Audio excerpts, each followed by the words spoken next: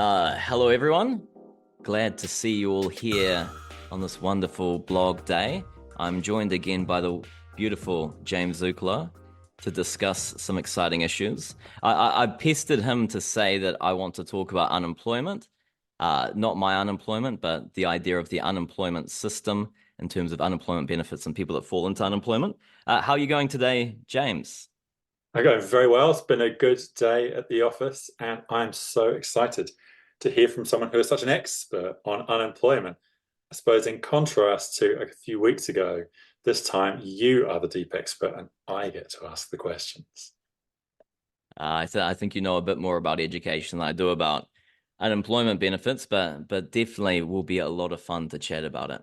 So I was thinking that a topic I get heaps of questions about, and I think is a lot of fun, is trying to understand why an unemployment benefit isn't for unemployment, why they're two different things. Now, I remember when I was a baby economist growing up at Infometrics, they had me forecasting unemployment. I wasn't particularly good at it, but they held my hand and I learned a lot of things. And one of the near-term indicators we'd use to understand what was going to happen with the unemployment rate was changes in benefit receipt for the unemployment benefit, which was called the unemployment benefit at the time, is now called the job seeker payment. Now, that would actually give pretty good information about how unemployment was changing. And it was also quite a close number when you looked at the number of people unemployed and the number of people on the benefit. So it was very natural for people to think they're the same thing. Those people match one for one. But that isn't the case, and it doesn't need to be. And as you scratch the surface, it doesn't really make any sense. So do you think that'll be a fun topic to chat about today? I'm excited to hear about it, but I feel like we should start off with some definitions for our audience because I know you're an expert on these things, but not all of us are experts like you. So I was hoping before we got into the nitty-gritty details of this, you'd kind of explain to us what unemployment means to economists and what economic inactivity is and how these things are different. Oh, great question. So I think that's the right idea to start with unemployment, right? So when we think about unemployment, it's natural to think it's just the flip side of employment. Instead of working in a job, you are not working in a job. Now, if that was the case, you'd be unemployed when you're at school, you'll be unemployed when you've retired, you'll be unemployed when you're raising a family and wanting to stay at home with your children.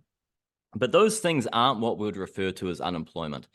Unemployment is something a lot more specific, a concept that was developed statistically through the 30s to 50s to try to understand what was happening during the Great Depression.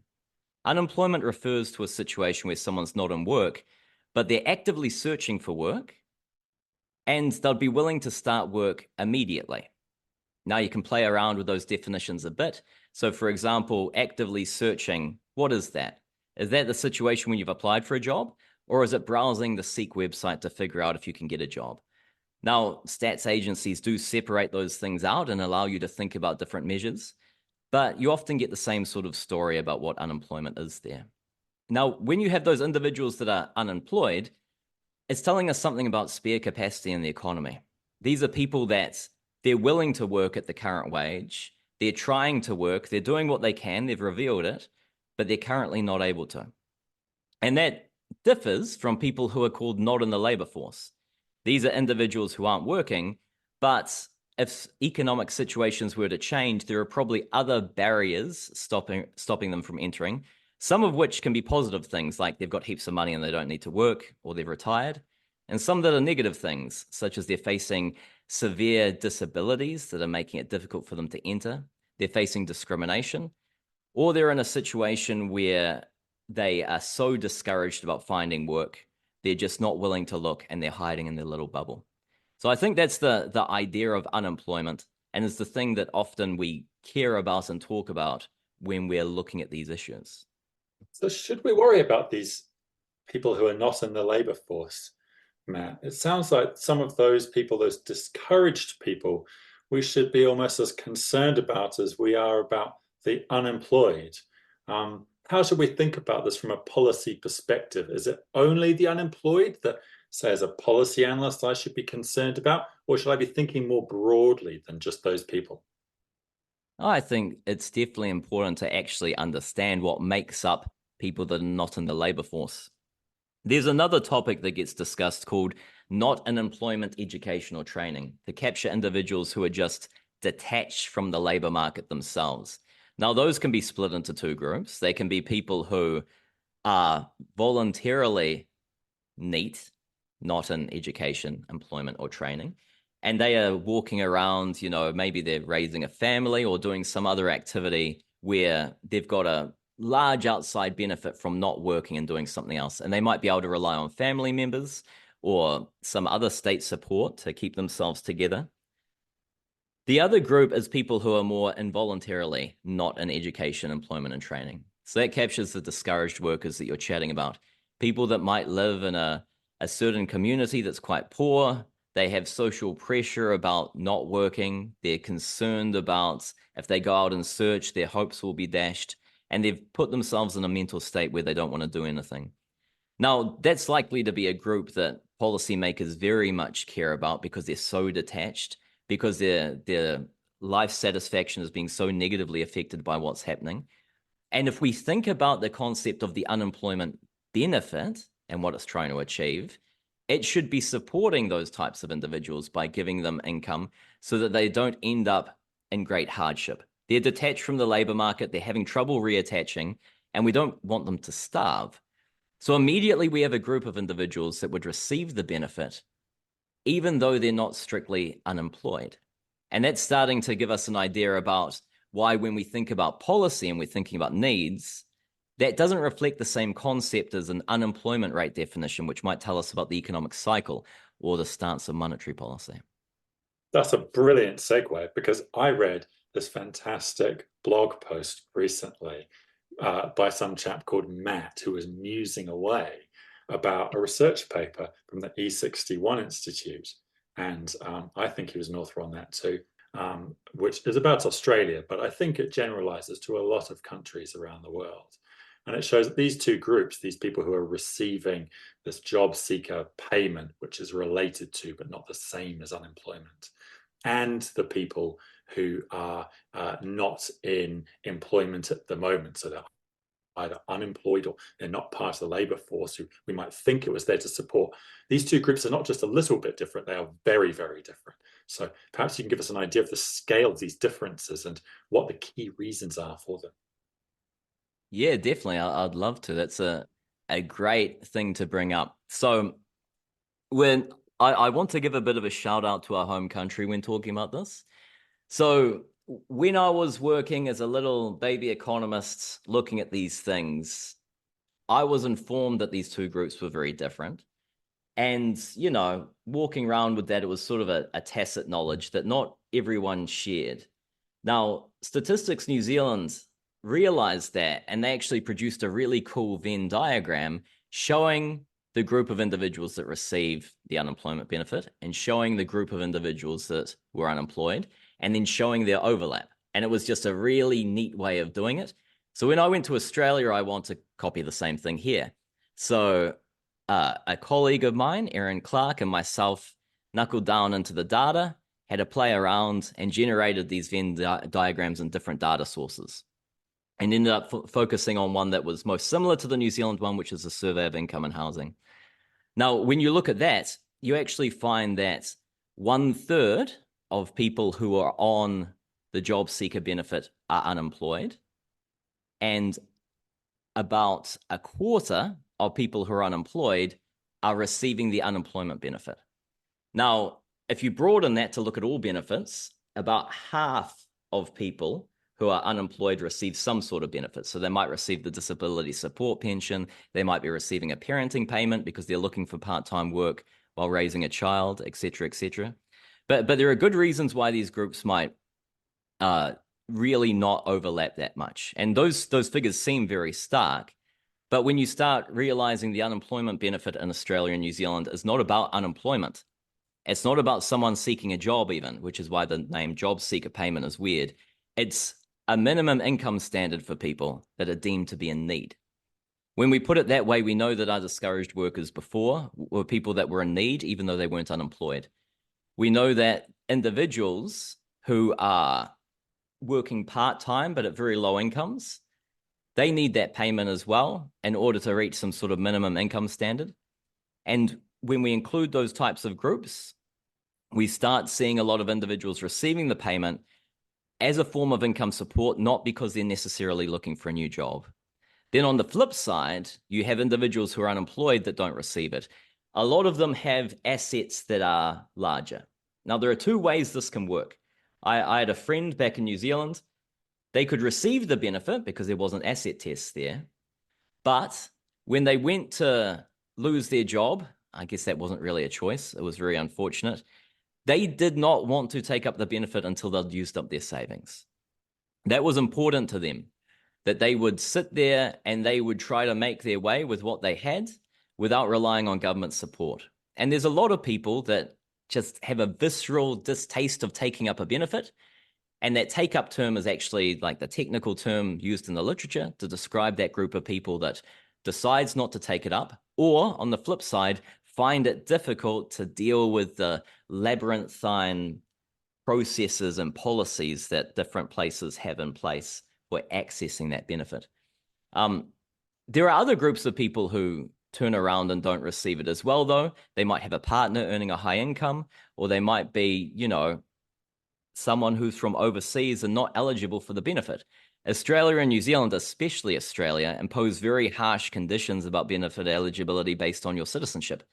A New Zealander cannot receive a benefit in Australia because they're not Australian. In 2001, that was actually removed because New Zealanders were previously allowed to receive it. And as a New Zealander, that makes me incredibly angry, as you can hear. So there are two sort of groups here, I guess, that you're talking about. There are people who are not allowed to receive a benefit because of these strict eligibility rules. And then there are people who are not unemployment, but they don't desire to claim the benefit because of their principles or their other income, that sort of thing.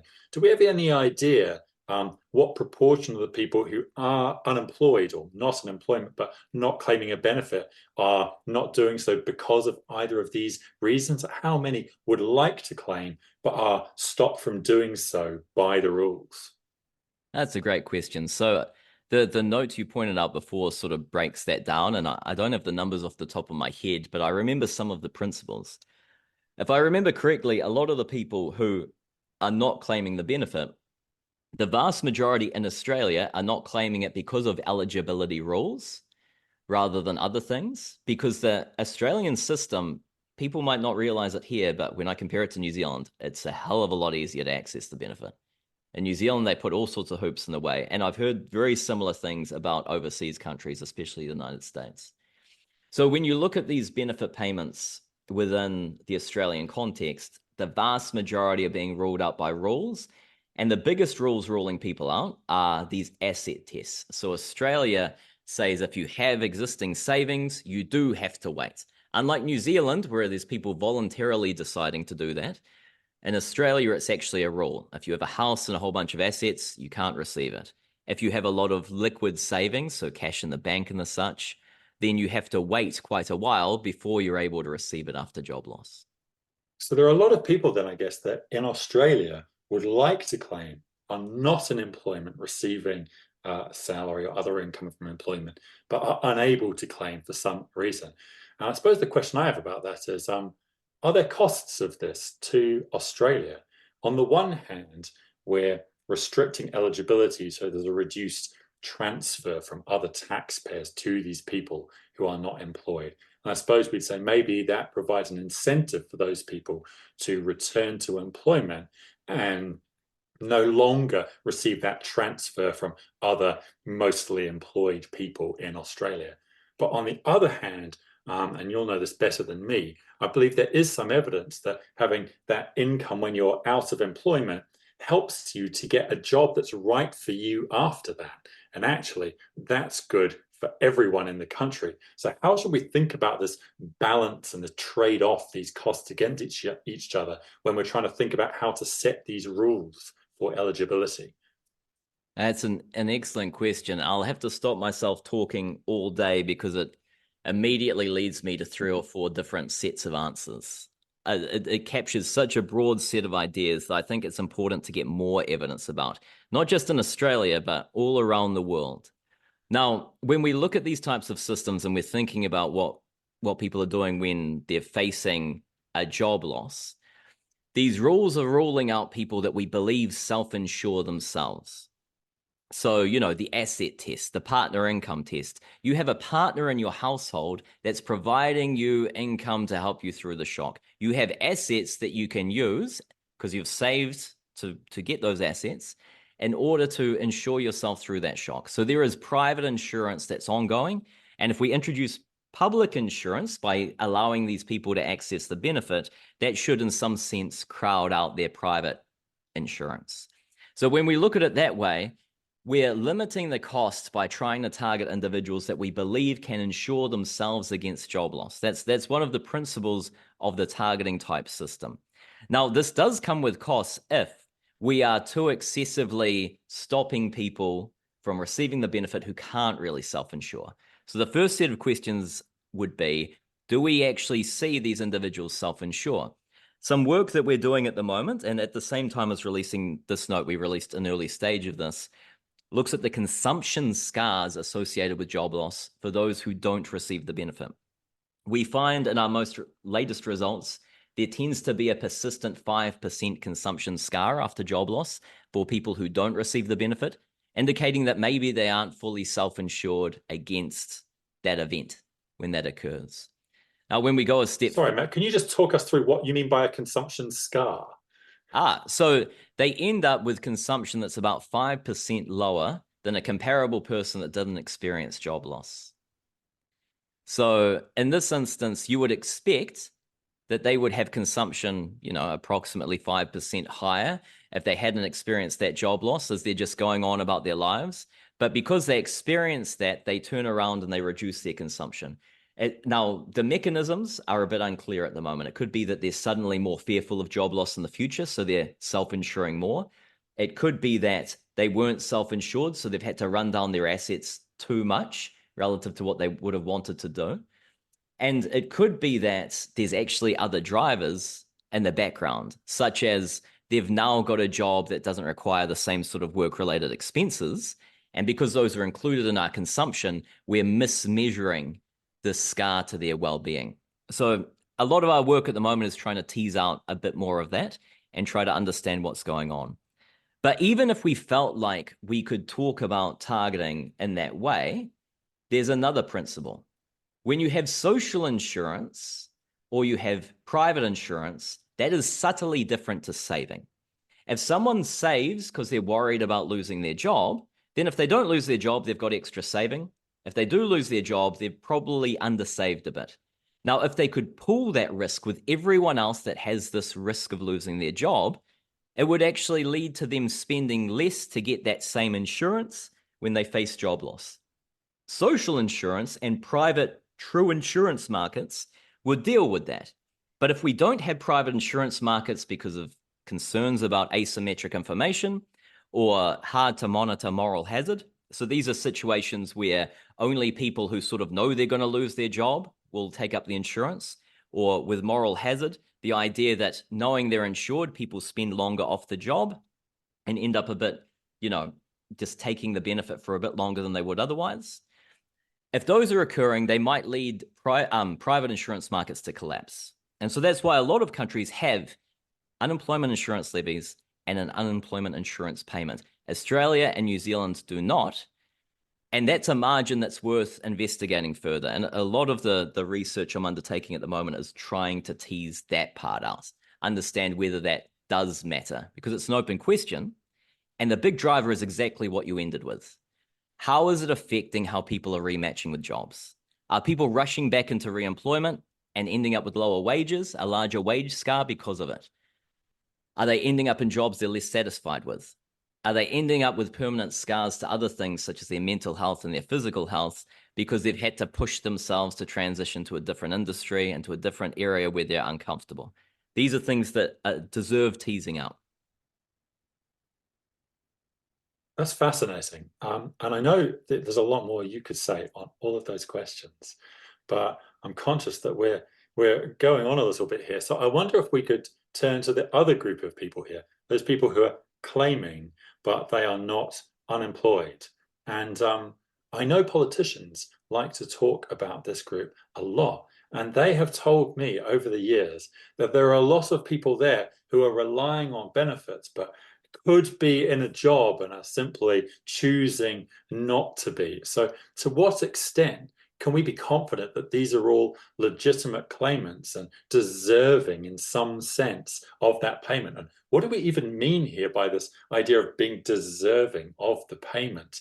Do economists have a view about who should be getting it in some normative sense or a way of thinking about that?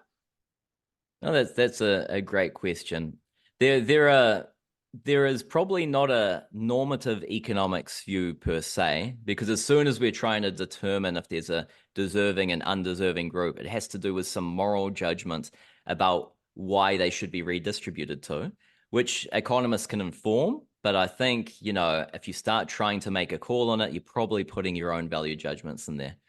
When we look at this whole concept of people that are receiving the benefit and they're not actually unemployed, a key thing to remember is that the vast majority of people leave the benefit within 3 to 6 months. So it's often a very short-term claim that they use to support themselves as they move between a job transition. Now, when we have that sort of instance, there are going to be these two very different groups. There are the people that quickly move between and are more likely to be characterized as unemployed as a result. And there are the people that stay on quite long term. So the politicians will often focus on the long-term unemployed. How can we get long-term unemployed off? Now, there is a debate about this in Australia at the moment, because when you look at measures of long-term unemployment from the unemployment benefit, and you look at the average length of time that someone on the unemployment benefit is staying on that benefit, those have increased markedly. They've tripled over the last 17 years in terms of the number of people per capita who are on the benefit for over 2 years.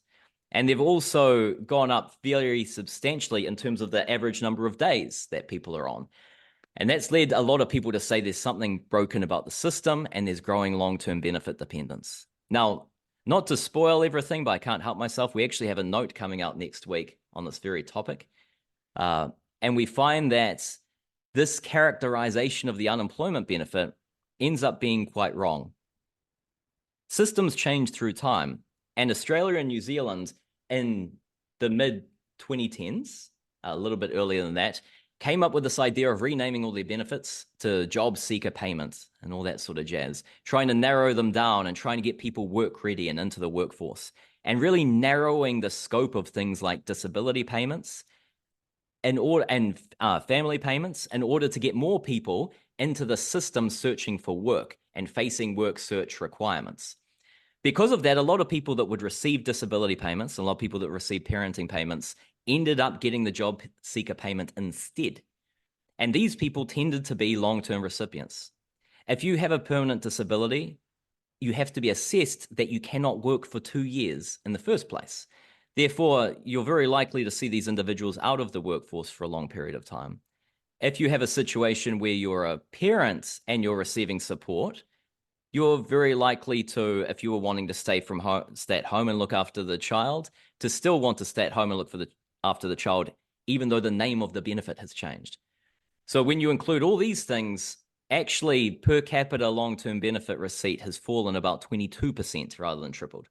It completely changes the story about how you would think about that. And I think that's the importance about narratives and about understanding the data. It's very easy for us to think that people are being lazy, that there's a bunch of scroungers that if we remove them, suddenly fiscal situation would look better. But this is a minimum income payment to make sure that people can, survive. It's hardly super generous. And ensuring that individuals that require this and need it receive it, I don't know, that seems like a relatively fair thing to do. Although I realize saying that my own value judgments are starting to pop in. I just think the desire to bash beneficiaries in order to see a budgetary gain can be a bit overplayed. And just the same way that we overplay the ideas of the top part of the income distribution not paying enough tax. All these things are based on statistical aberrations and somewhat abusing data.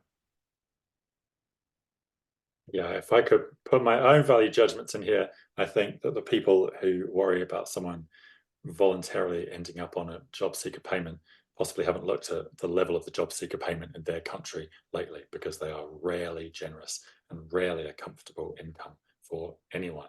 But if we could finish on maybe one last question, Matt, if we have time. I know that you've looked at these systems overseas, and obviously there are quite big differences in eligibility rules, who's covered, and what the impact is across the world. So is there anything you think that Australia and New Zealand could learn from those overseas systems that might improve the targeting and effectiveness of their job seeker payments? I think that's a great question. And, there are a lot of bright young economists in New Zealand and in Australia pushing for reforms based on seeing things that occur overseas. And this isn't just in terms of the benefit system, but seeing this as a linked system.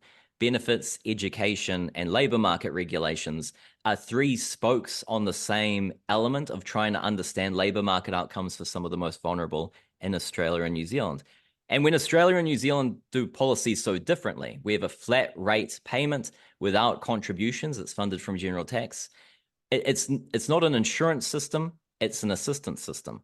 And do we need more insurance? Now, in New Zealand, this led to a big push by, a bunch of great productivity commission economists, and then also the Labour government of the prior day to look at these issues. But the evidence base wasn't there to really make sensible change. And what we need to remember is Australia and New Zealand are doing something differently, but maybe Australia and New Zealand are right. When the Beveridge report came out post-World War II, it was the Australia-New Zealand system that was the type of system they were describing, not the systems that have appeared overseas that protect people based on their prior earnings. So within that context, we just need evidence. We need to sit down and we need to ask, how does job matching change when you have different changes in benefit rates and benefit support? How does length of time on the benefit change as you introduce different employment services, when you introduce different tests and targeting? And, what are the policy trade-offs we're willing to make, and what bits of evidence can inform that? I think the world would benefit from having an understanding of the unique attributes of the Australian and New Zealand experience. And potentially they wouldn't change our policy necessarily to be like ours, but it could lead to incremental reform everywhere by understanding how these very different systems fit together. One thing I will note is when we talk about Australia and New Zealand, a third of unemployed people receiving the benefit, or a quarter, a third of unemployment benefit recipients being unemployed, it's very similar in most countries. Even when there are very generous schemes like in Germany where you get 80% of your prior earnings, a lot of people who are unemployed don't actually get that payment because of the expiries, because of the restrictions. And what is driving those is their concern about long-term unemployment and all those policy questions we were talking about before that, again, weren't necessarily formed on evidence. So there's a lot of great stuff out there, a mixture of evidence showing that benefit expiry have big impacts on labor supply effects, others showing it has none, others showing that it affects job match quality not at all. A paper from 2016, which I'll link down below, shows that. And I think we're just going to need to build an evidence base. And, it's a really exciting area to work and think because there's just so much to learn. Such a positive note to end on, to think that the world actually has a lot to learn from what's been done in Australia and New Zealand. So I suppose then if people want to know more, then there'll be links to all these great papers you've been talking about down below. It's been great to chat, James. Next time I'll pick a topic where it's not me fanboying so much, although it's economics, so I think we'll both always fanboy. But as always, it's been a pleasure to chat. Thanks so much, Matt. It's been great talking to you. I will see you in the future.